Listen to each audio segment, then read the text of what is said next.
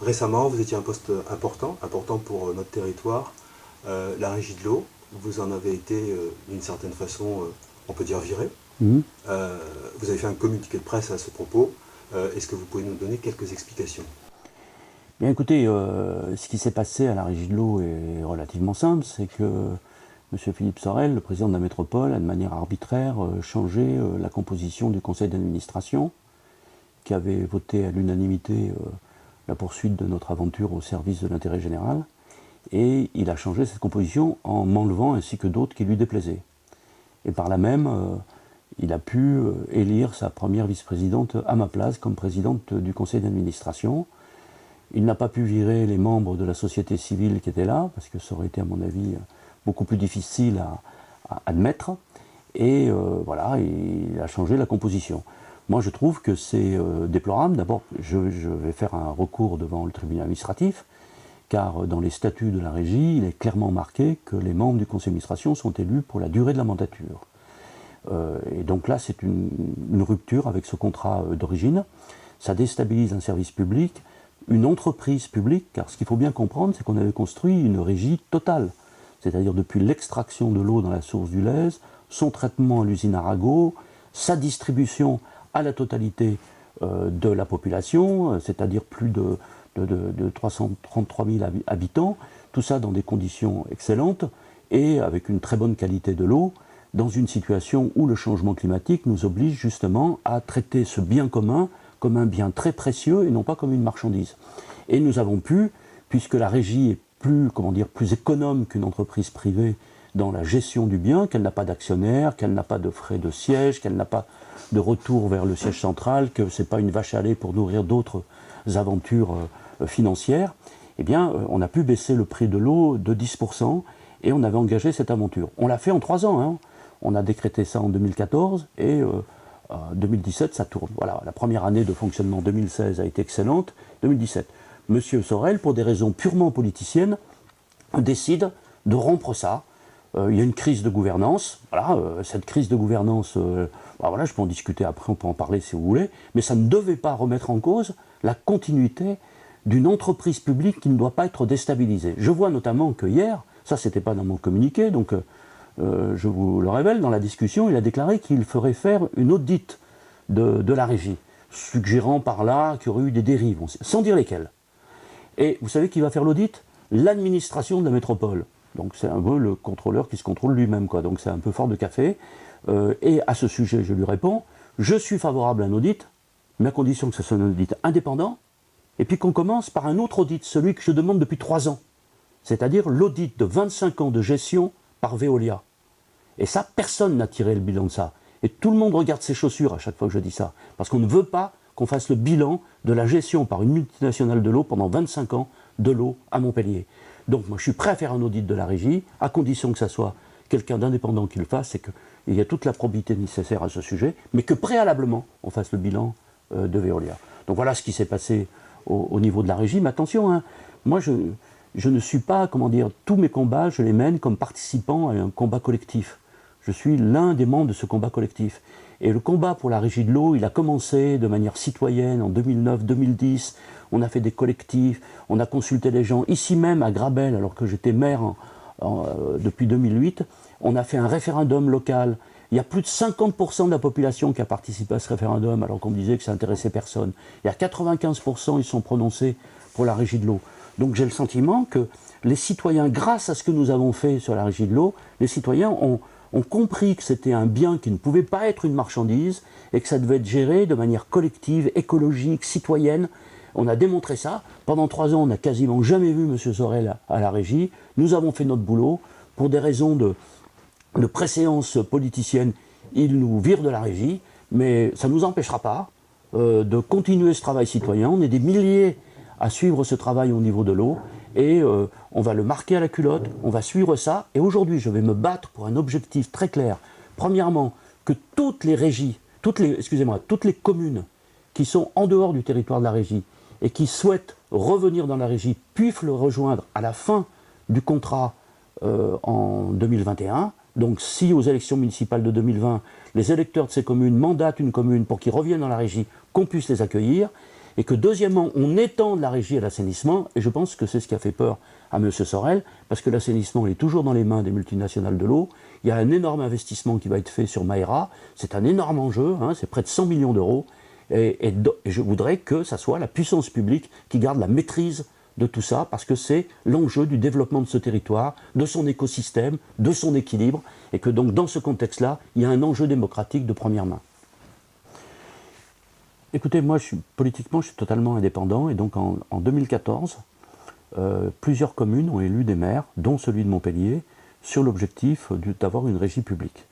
Et le lendemain de l'élection, Philippe Sorel me demande si j'accepte de mettre en place cette régie publique de l'eau. Voilà. Donc j'ai accepté, et j'ai posé 3 conditions qu'il a acceptées à ce moment-là. La première condition, c'est qu'on fasse une vraie régie publique de l'eau. Pourquoi?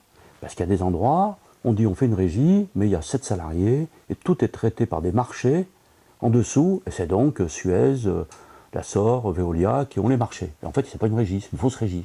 Donc je voulais une régie avec personnalité morale, et où les salariés de Veolia exécutant de cette régie intègrent la régie. On a négocié, on l'a fait. Bon, ça a été fait. Première condition, il m'a dit OK. Deuxième condition, j'ai dit j'ai des dossiers sur lesquels je ne suis pas d'accord avec toi, et je voudrais continuer, même si j'ai la vice-présidence de l'eau et je mets en place la régie, continuer à marquer ma différence sur ces dossiers. Il m'a dit lesquels?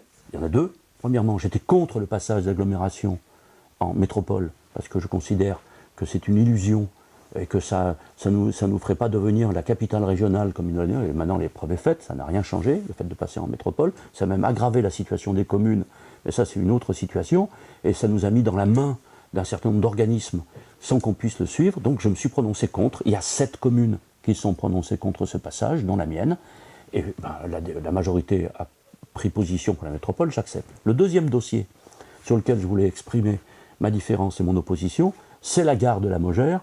L'installation d'une gare en plein champ, alors qu'on venait de rénover la gare Saint-Roch, ça fait diminuer l'intermodalité avec les centres-villes. C'est le vieux modèle français sur lequel se gavent les constructeurs, les sociétés immobilières.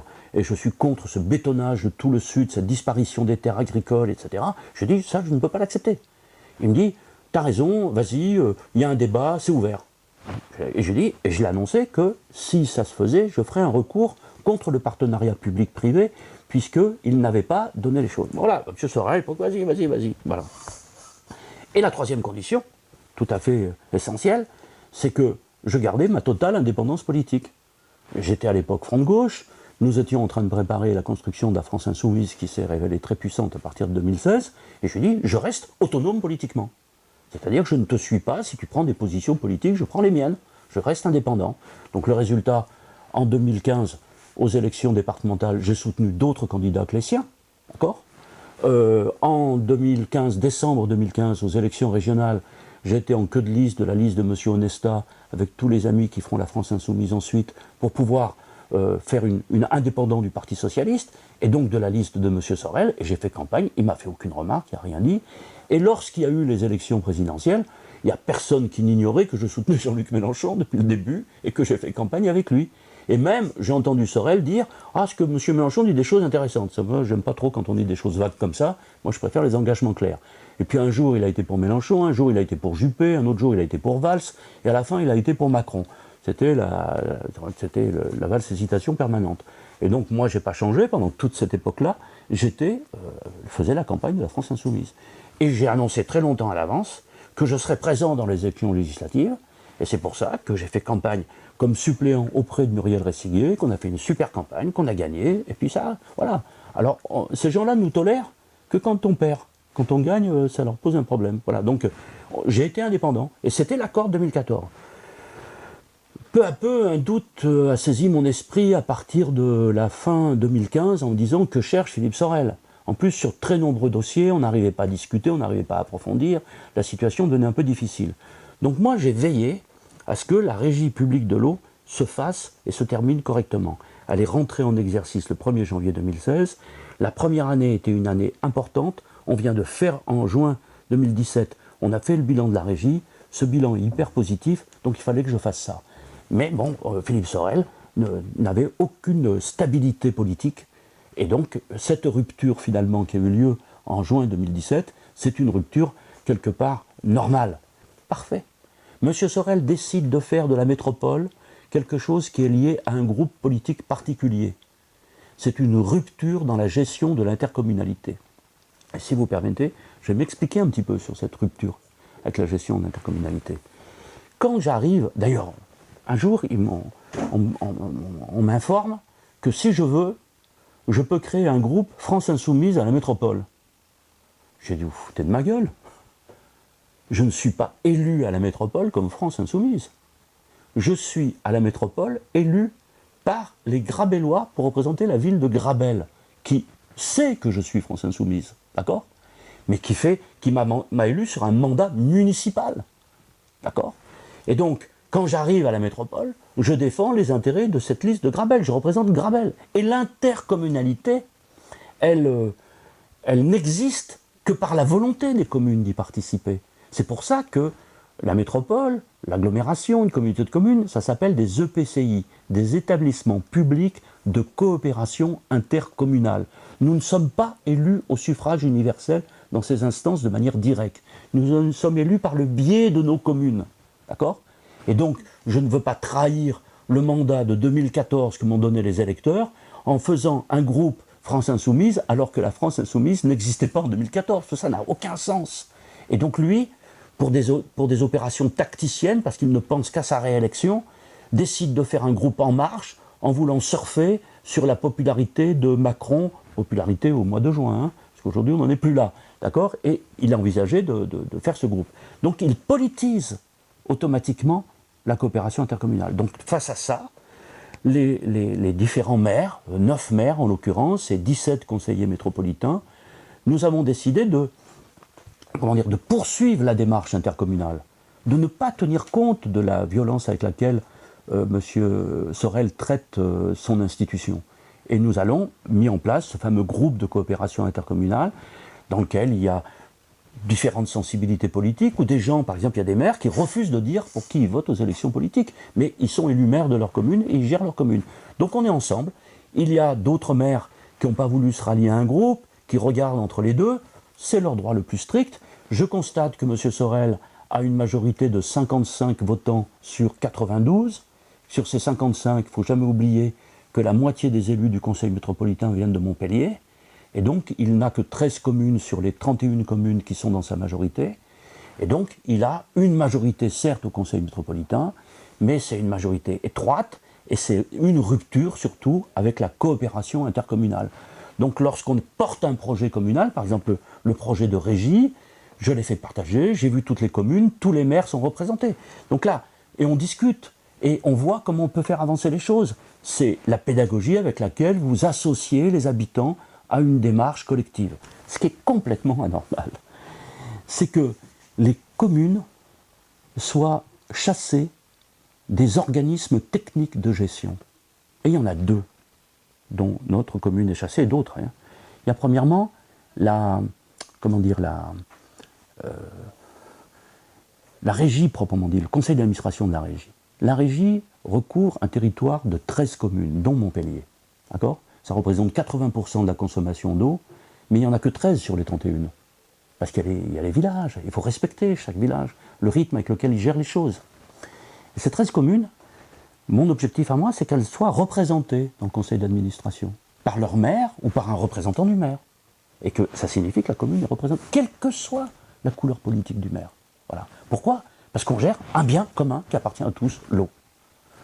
Et pour pouvoir me virer du conseil d'administration, parce qu'il n'était pas sûr d'avoir la majorité, il vire Grabel, et en l'occurrence le CRES aussi, on n'est plus représenté. Et dans le conseil d'administration, arrivent des choses étranges. Il y a 3 personnes de ce conseil d'administration qui, dans le collège élu, qui appartiennent à un territoire extérieur au territoire de la régie. Pourquoi ils sont là ? Comment ils le justifient ?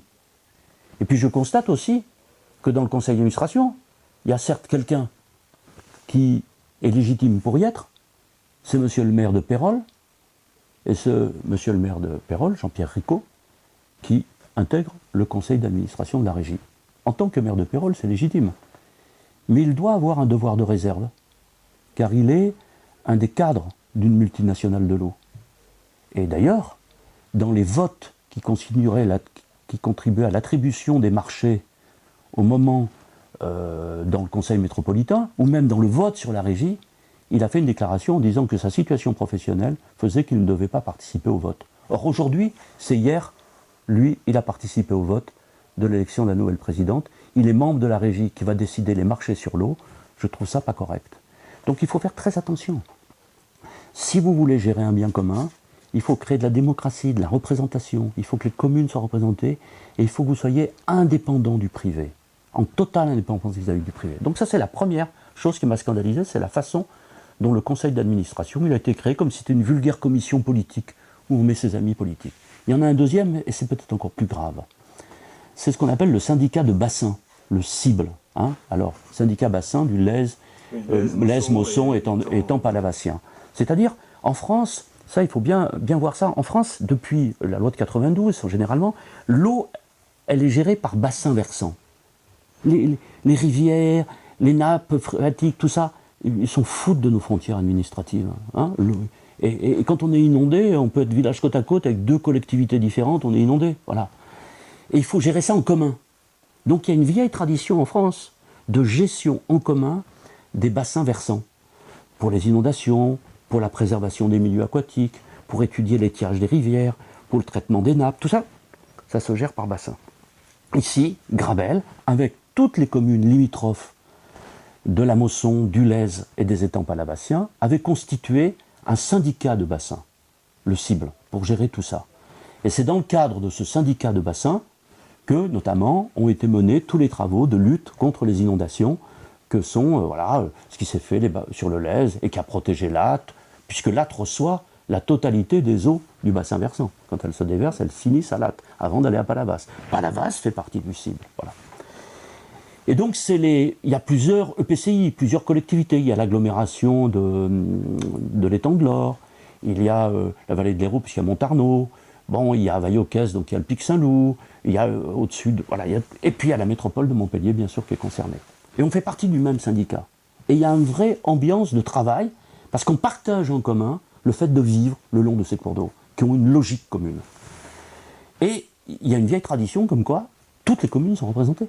C'est logique. Et avant du temps de Frêche, de Moore, etc., et j'étais pas du côté du Manche à l'époque, c'est le moins qu'on puisse dire. Hein. J'étais un opposant, comme on disait à l'époque. Donc, Grabel était représenté. D'autant plus nécessaire qu'on soit représenté que tout le monde reconnaît qu'en 2014, c'est nous qui avons subi les inondations les plus fortes de la région. 192 maisons touchées dans leurs pièces de vie. Et le cible a été, porteur de projet avec nous. Et actuellement, grâce au cible, est monté un projet qui est d'ailleurs pas remis en cause, qui commence à se mettre en route, qui associe métropole, région, État, de 4 millions d'euros pour mettre en protection les habitants le long du Rieumassel, etc. Les techniciens de l'eau n'en reviennent pas. Philippe Sorel, pour des raisons purement politiciennes, exclut Latte et Grabel du cible. Alors, je félicite le conseil départemental d'avoir redésigné M. Meunier comme représentant du conseil départemental, parce que l'objectif c'était de virer Meunier qui était président du cible. Je ne sais pas pourquoi. Parce que tout ça, président de régie, président du cible, c'est des fonctions bénévoles. Hein. On touche zéro, c'est bénévole.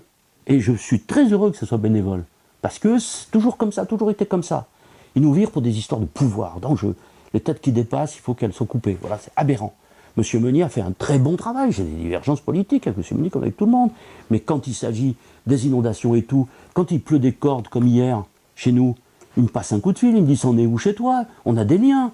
Lui, il sort avec ses bagnoles, etc. Nous, on sort ici, on met les protections, etc. On fait ensemble, on mesure les choses, parce qu'on est responsable de nos territoires. Je ne demande pas la carte politique d'un maire à partir du moment où il est inondé et qu'il est en train de batailler contre les inondations. Tout ça, c'est ahurissant. Il nous vire du cible. Mais je veux dire, je vous dis tout ça, le monde de l'eau qui est très important en France, il y a l'agence de l'eau, il y a beaucoup de choses, etc. Tous les gens m'ont téléphoné, on dit mais qu'est-ce qui lui arrive, il est fou. Alors ça ne nous empêchera pas, hein, parce que les techniciens ils travaillent avec nous, on travaille en étroite collaboration, et j'espère que M. Meunier sera réélu président du cible, Et même s'il n'y est plus en tant que membre de l'AT, eh ben on a même eu encore ces jours-ci une réunion de travail pour mettre les choses au point et tout. On continue à travailler. Hein. Donc voilà, il faut rompre avec cette vision purement politicienne de la gestion de ces institutions et avoir un autre esprit. Il faut bien comprendre une chose qui me paraît importante. Moi, j'ai des idées politiques. Je connais Jean-Luc Mélenchon depuis 1971. Depuis 2008, on a fondé le parti de gauche ensemble en quittant le Parti socialiste. On a participé de l'aventure du Front de gauche.